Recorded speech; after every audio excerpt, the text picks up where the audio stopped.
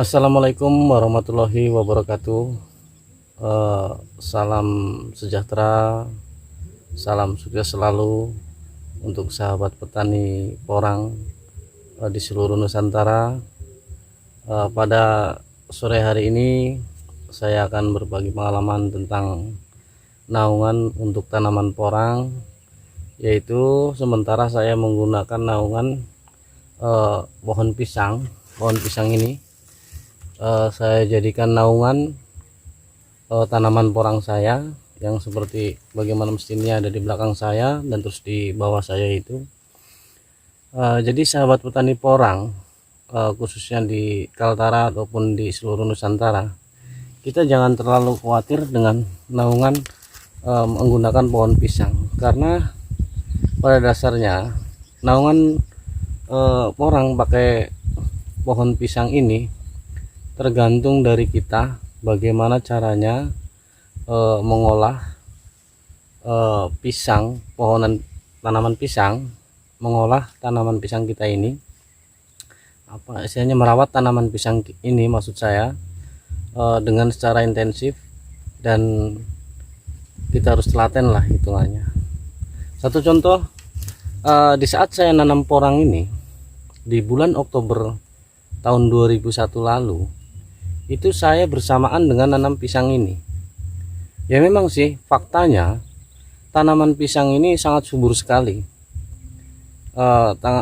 Tanaman pisang ini sangat subur sekali. Ada beberapa teman juga yang komen, nanti pisang akan mengganggu pertumbuhan porang bang, begitu. Jadi itu semua sekarang saya jawab dengan kita bersama bertukar pikiran dan berbagi pengalaman. Siapa tahu ada teman-teman juga yang punya inisiatif baik, silakan like, komen, dan share-nya supaya kita bisa saling berbagi pengalaman tentang naungan porang, yang maksudnya yang menggunakan pisang ataupun menggunakan tumbuhan lainnya. Tanaman pisang ini memang betul akarnya sangat banyak sekali dan mungkin bisa terjadi akan mengganggu tanaman porang kita. Namun kalau kita pelihara tanaman pisang ini, kita rawat tanaman pisang ini dengan secara intensif dan aturan-aturan yang ada, kemungkinan besar kita malah terbalik, ada keuntungan. Di balik itu ada keuntungan. Keuntungannya dalam artian kita bisa menghasilkan pisang. Kita nantinya akan panen pisang yang baik, subur, dan buahnya pun sangat maksimal seperti yang kita harapkan. Satu contoh, kalau kita mau merawat pisang, tanaman pohon pisang yang ada naungan, yang untuk naungan porang khususnya, sebenarnya bukan cuma untuk naungan porang, walaupun kebun pisang sekalipun itu harus pisang harus dirawat secara intensif, yaitu maksud saya ada pengurangan tunas-tunas muda dari anakan pisang ini dalam satu rumpun. Ini jarak tanam saya kan antara pohon pisang ke pohon pisang itu 3 meter. Jadi karena saya tanam dari bulan Oktober, itu sangat subur sekali. Terus anaknya pun banyak sekali nih. Anaknya kalau saya hitung sekitar 1, 2, 3, 4, 5, 6, bahkan mungkin ada 7 ya, 7. Ini satu rumpun sekitar 7 anak pisang.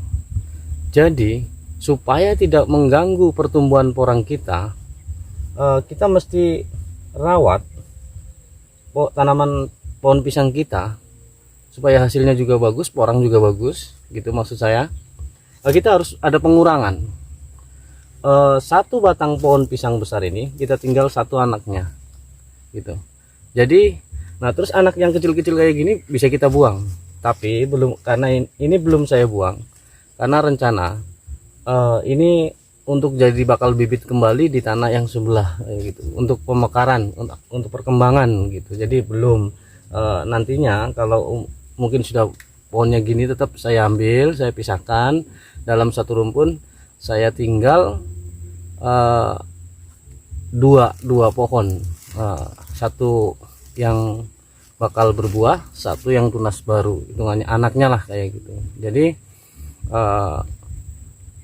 inisiatif tentang tanaman porang, tentang dinaungi pisang, itu sebenarnya sahabat petani porang jangan terlalu khawatir apabila teman-teman sudah terlanjur pohon pisang jadi naungan tanaman porang kita gitu. Tinggal kita rawat tanaman pisang kita, jangan terlalu banyak anaknya dibiar, harus dikurangi, paling tidak satu rumpun hanya tinggal 2.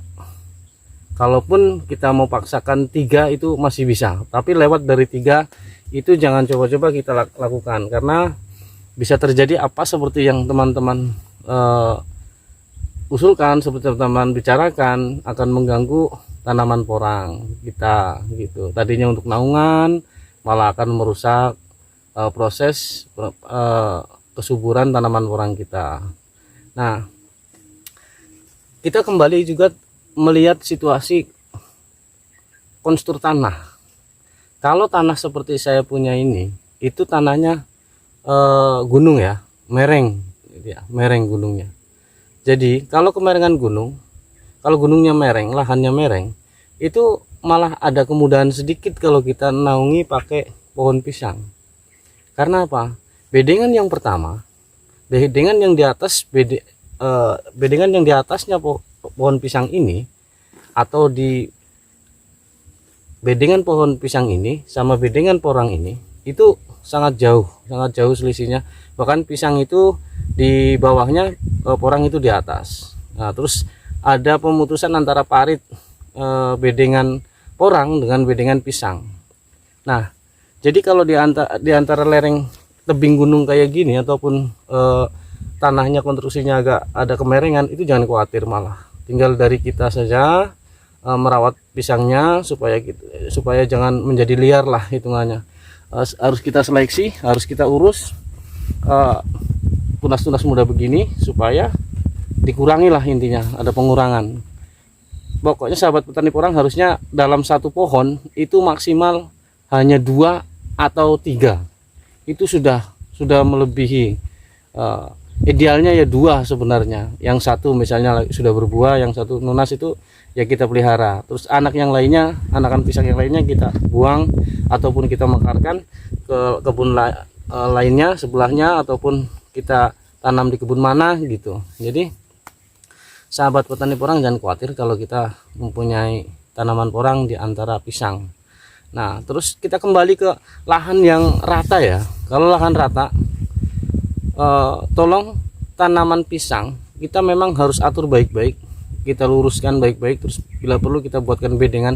Kalau bedengan itu dibuat, pastikan ada jalur pembuangan air ya, ada antara lah gitu, antara bedengan sama bedengan pastikan ada antara bedengan satu dengan bedengan satu, hitungannya paritnya lah kayak gitu. Parit itu sebenarnya sudah membantu. Kalau parit itu kita rawat, itu akan memutus jalurnya pisang menuju ke bedengan porang.